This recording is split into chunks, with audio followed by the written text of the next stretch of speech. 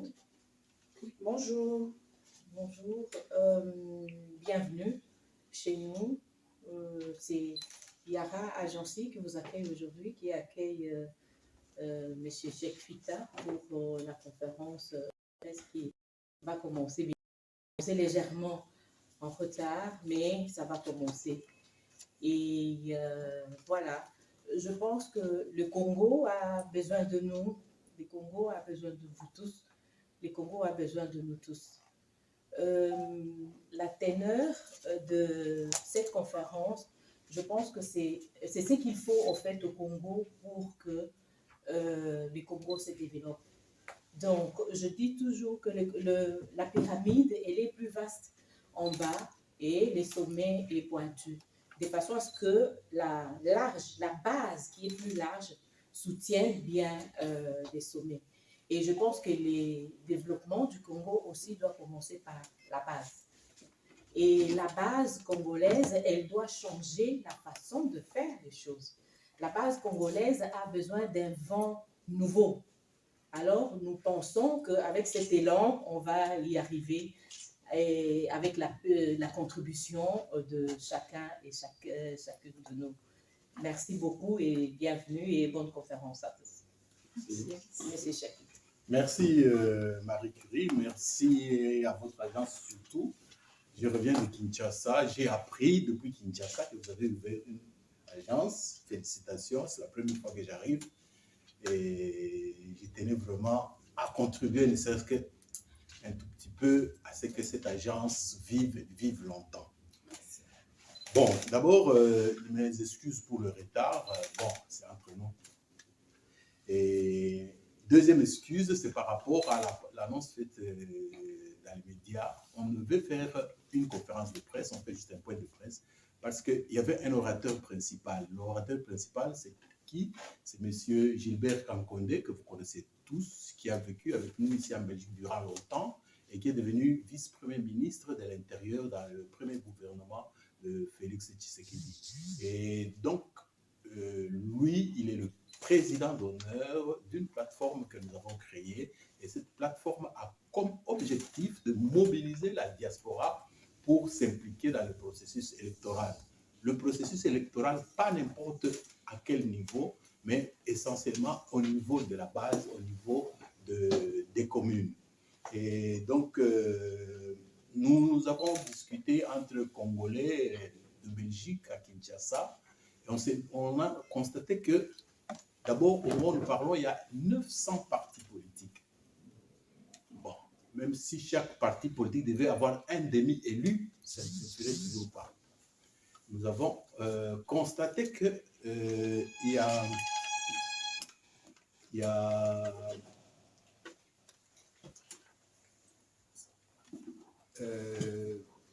20 000 candidats pour les 500 postes de députés. Vous vous rendez compte qu'il y a beaucoup d'appelés, mais peu d'élus. Mais le plus significatif pour nous, c'est que le 20 décembre, il y aura des élections générales. Les élections générales, ça veut dire la présidentielle, les législatives nationales, les législatives provinciales et les locales. Et le local, c'est pour la première fois depuis 35 ans. Et là, je suis gentil parce qu'il y a 35 ans, Mobutu, du temps du parti, il avait organisé des élections locales à sa façon. Mais les vraies élections locales, finalement, n'ont jamais eu lieu depuis qu'on est indépendant. C'était en 1959 qui ont permis à ce que les Kassavou, tout ça, accèdent au pouvoir.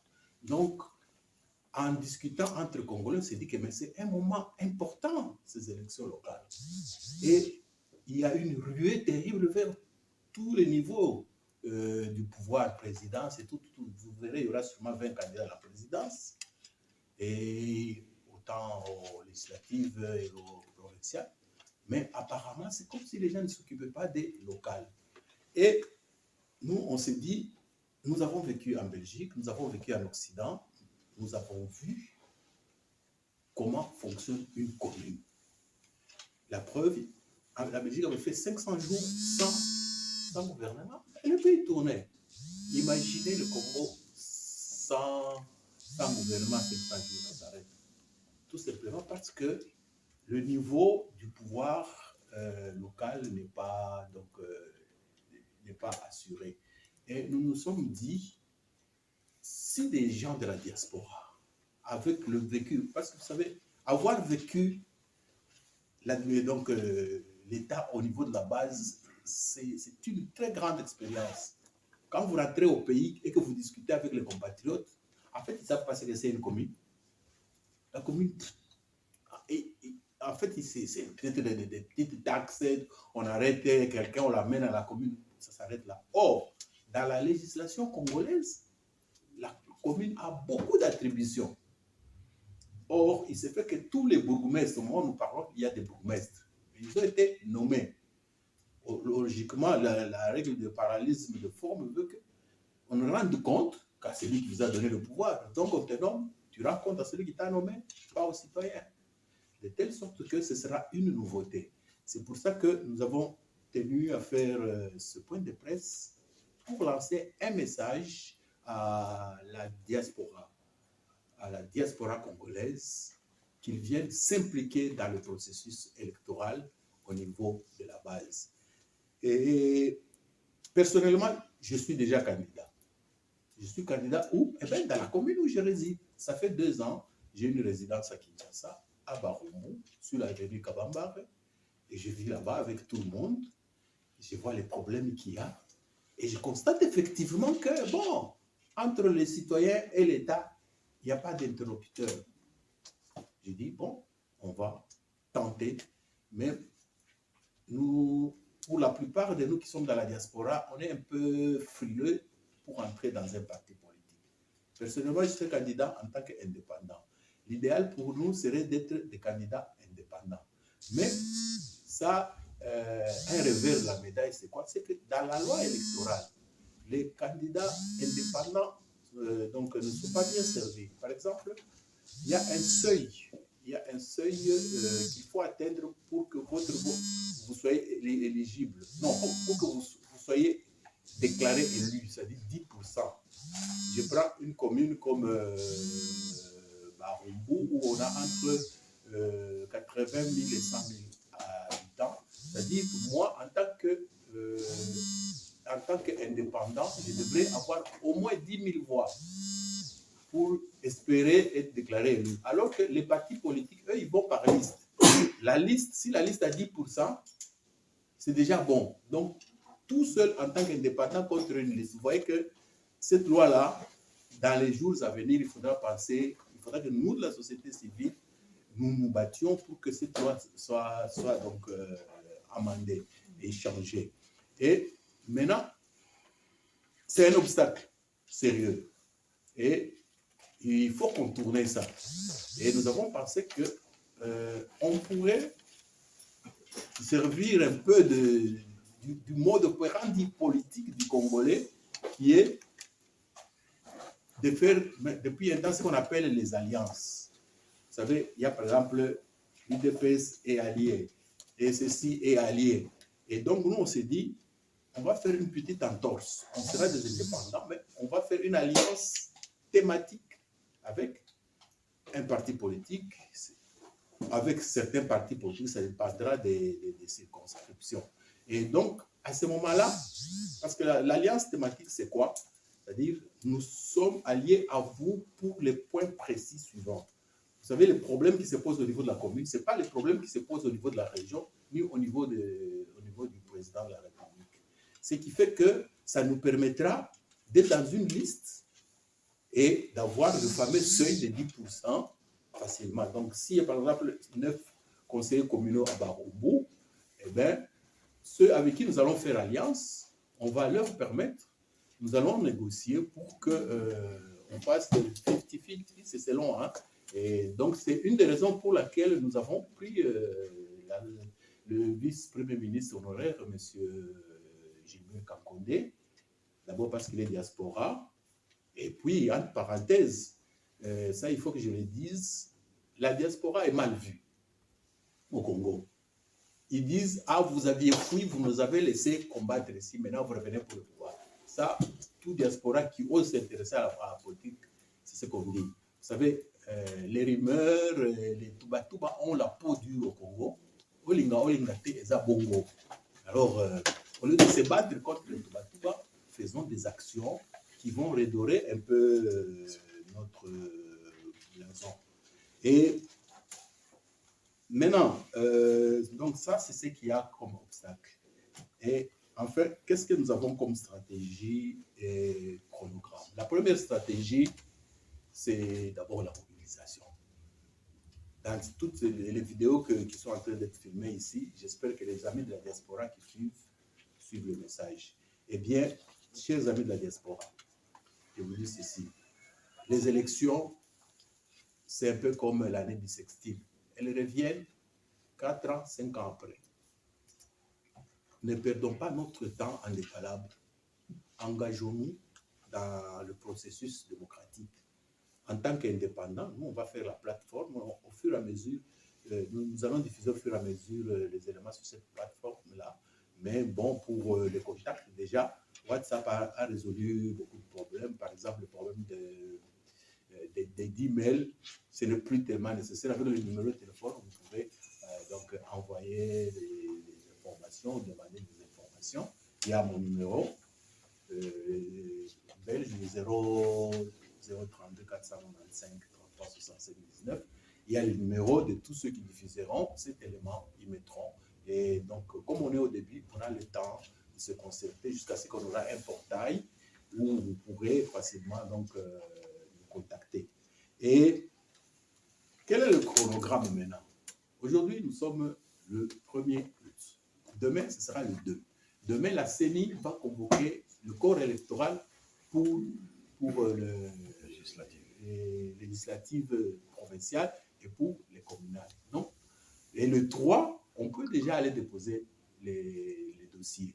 Et donc, ça prendra 2 semaines. On a suffisamment de temps pour constituer le dossier, pour le faire parvenir. Et j'ajoute ici qu'il n'est pas nécessaire d'être à Kinshasa.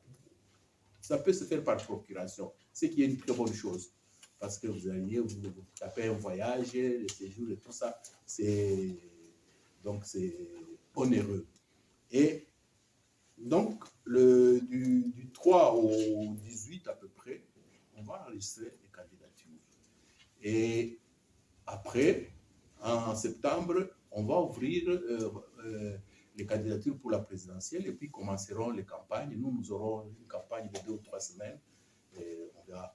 Mais le plus important, ce que je tenais à dire aujourd'hui, c'est que ne soyons pas attentistes, ne soyons pas spectateurs, parce que la commune, c'est le niveau du pouvoir qui résout plus de 90% des problèmes des citoyens.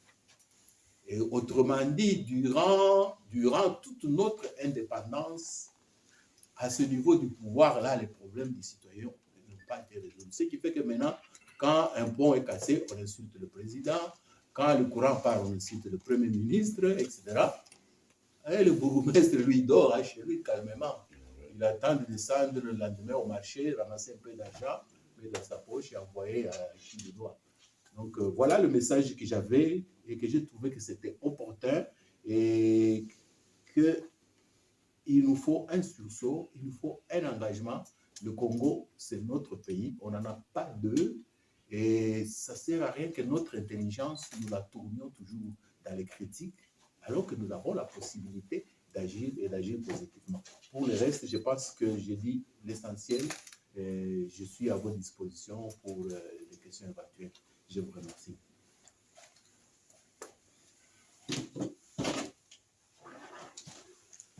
La première question, vous prenez la parole en tant que qui? Je prends la parole en tant que candidat et en tant que membre d'une plateforme, comme on a dit, dans le communiqué de presse, on a dit, une plateforme citoyenne pour la promotion des candidats de la diaspora. C'est écrit dans le communiqué. Et puis, comme je suis candidat, bon, ça n'est pas interdit de prêcher pour sa chapelle. D'une plateforme. Voilà. Et il y a un des membres de la plateforme qui est ici, je pense qu'il est en retard, peut-être tenu au boulot. Les autres sont à Kinshasa, mais on va élargir parce qu'on voudrait faire un réseau qui soit à mesure de bousculer la donne. Oui, madame. Hilda Oudia pour Yara Agency. Oui. Monsieur Cheikh Fita, votre plateforme comporte déjà combien de membres ou il y a déjà des candidats qui se sont déjà prononcés? Bon, nous avons une coordination où il y a 5 membres. Le président d'honneur, c'est M. Gilbert Kakone. Moi, je suis le coordinateur. Il y a Mme Kanda Lepa qui est ici. Il y a Mme qui dirige l'association Asofati. Et il y a 2-3 personnes encore qui sont à Kinshasa. En fait, la plupart des membres sont à Kinshasa, mais nous avons une charte pour ceux qui sont intéressés. Ça, c'est important. Donc, le point de presse, c'était pour donner l'information générale. Ceux qui sont intéressés au détail, parce que je ne veux pas parler, la charte existe, je ne veux pas la parler ici. Ceux qui sont intéressés, ils contactent via tous les médias qui diffusent ça. On leur enverra la charte, on leur dira comment on fonctionne et puis comment on va collaborer par rapport à la suite. Est-ce qu'il y a une condition pour être candidat à la communale? Ah, pour être candidat à la communale, oui, ça c'est dans la loi électorale. Hein. Il y a des conditions qui ne sont pas si rigoureuses que cela.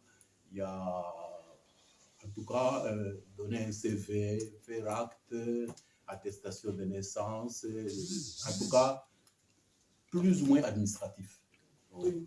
Mais par rapport à la nation, peut-être tu voulais dire ça.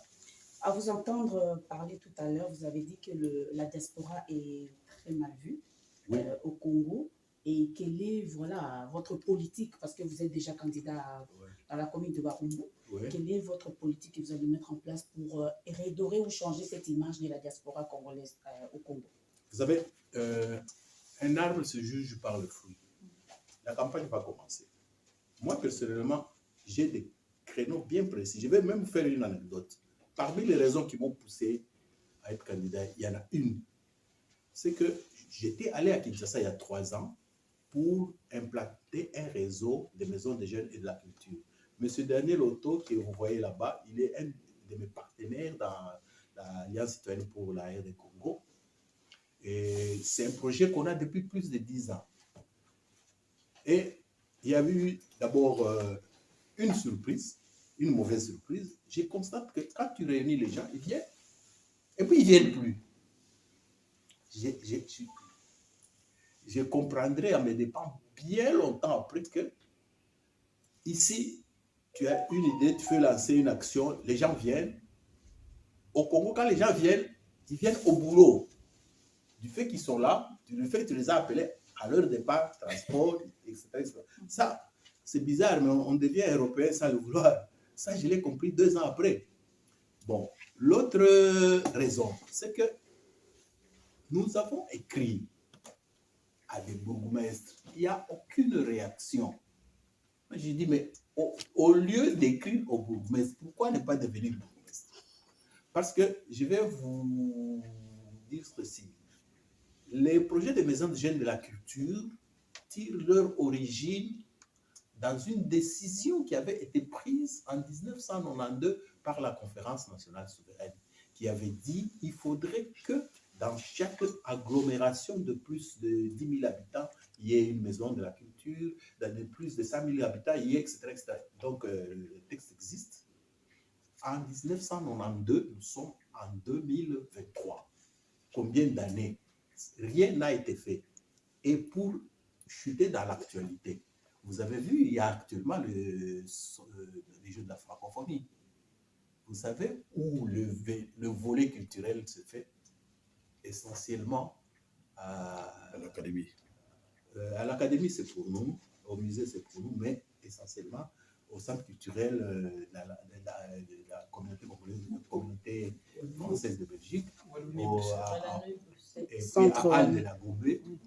Au Congo, on n'a aucune salle de théâtre dans les normes.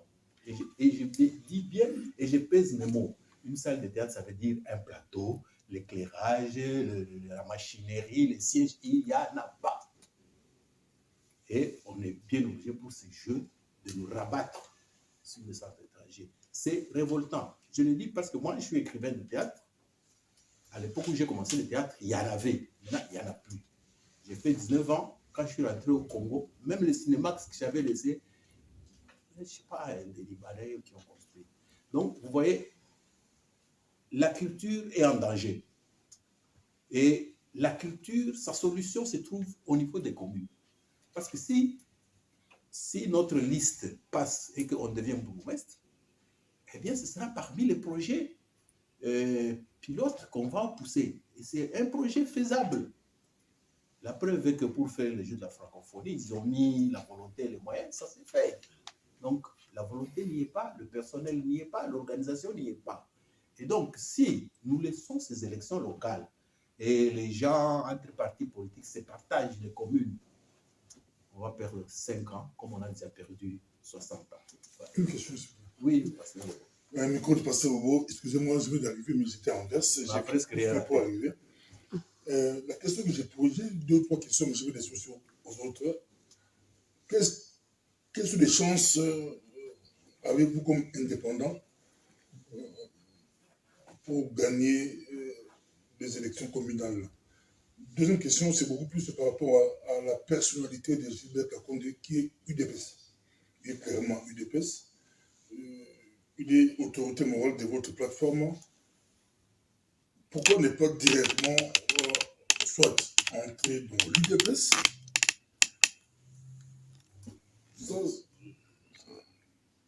Oui. Bon, mais je vais vous dire. Troisième question, je peux ajouter rapidement. Attends qu'il finisse. Non, je vais enseigner donc aller dans le même sens parce que non. Qu'il finisse parce que oui, pas trop de questions. Non, je sais. Non, qu'il finisse et puis je réponds à tes questions. Je vais dans le même sens. J'ai fait une interview avec vous il y a 3 jours. Oui. Est-ce que cette plateforme a une couleur politique dominante? Parce qu'ici, au niveau de la diaspora, nous ne partageons pas la même idéologie. Tout le monde ici a son parti politique. Oui. Est-ce que les autres membres de la diaspora qui ne partagent pas la couleur politique ou l'idéologie de la plateforme, est-ce qu'ils sont obligés d'adhérer à cette plateforme ou créer d'autres plateformes? Bon, je commence par les questions de Bobo. Les chances, vous savez, quand on est candidat, on ne réfléchit pas en termes de chances. On réfléchit en termes de conviction et d'engagement. J'ai le choix de ne pas participer.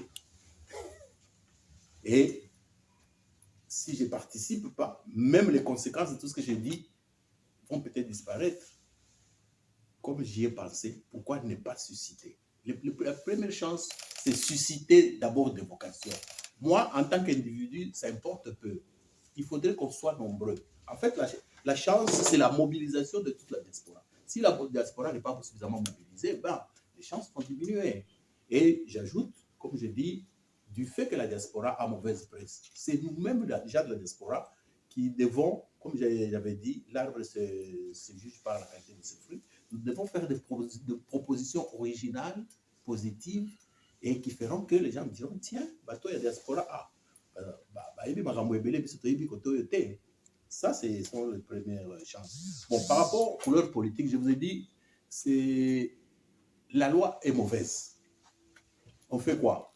On s'engage ou on subit la loi telle qu'elle est? On s'est dit, non, on va faire une pirouette. Mais j'ai mis un bémol, j'ai mis un détail, c'est-à-dire c'est thématique. C'est-à-dire l'UDPS a plusieurs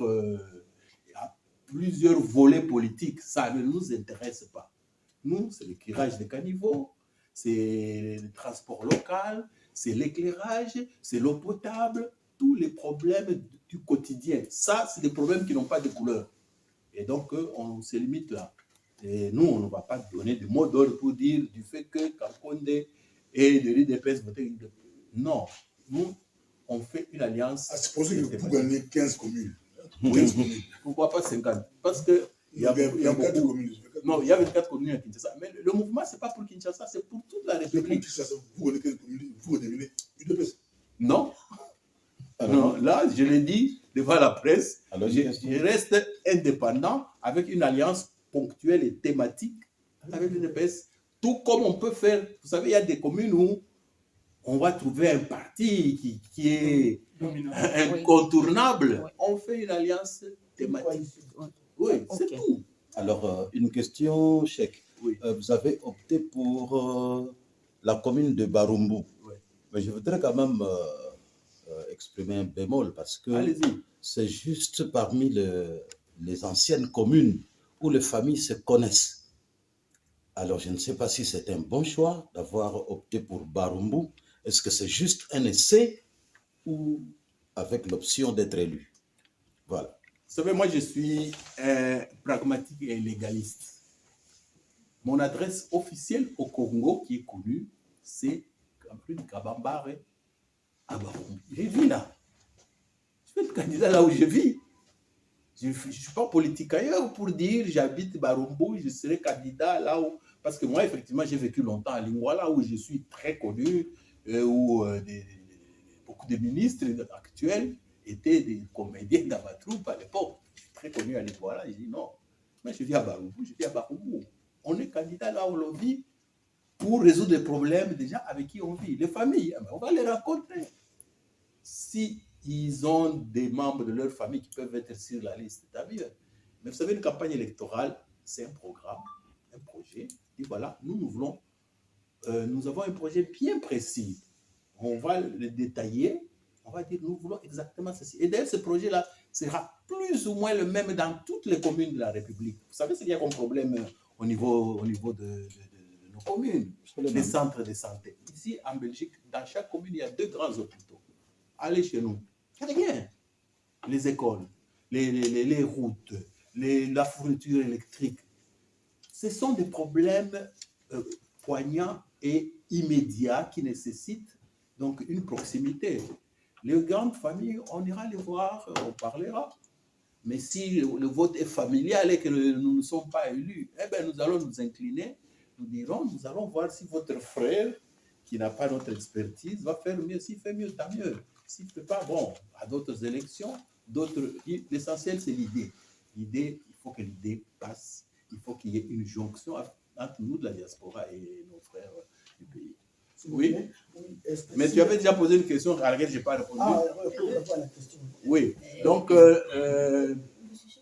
oui. Excusez-moi, je pense qu'il faut prendre peut-être les 2 dernières questions. C'est à vous. Moi, je suis disponible dans Oui, tous bon. les cas. Non, les 2 dernières, comme ça on a le temps aussi de. Oui, Oui. autour d'un verre. Oui, Je peux enchaîner. oui. Donc, s'il y a une autre plateforme d'obédience, par exemple, libérale, qui n'est pas d'obédience UDPS, vous êtes. Non, je ne suis pas d'obédience UDPS. Non, non, non. Disons, parce que moi, Je vais être très clair. Non, non, non. Colette Sanga et Kotiwana Tepe.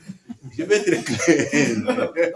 Écoutez, bon. Non, non, non, non, non. Attends que je mette. Tu as posé une question. Je mets une précision puis tu continues. Écoutez, non, je sais. Le choix a été fait du fait que. Parce que je regrette que Gilbert Capone ne soit pas là. Il aurait pu être là parce qu'il a d'autres missions, etc. Nous l'avons choisi pour 2 raisons. 1, il est de la diaspora comme nous. De 2, il a géré le ministère qui gère tous ces problèmes-là.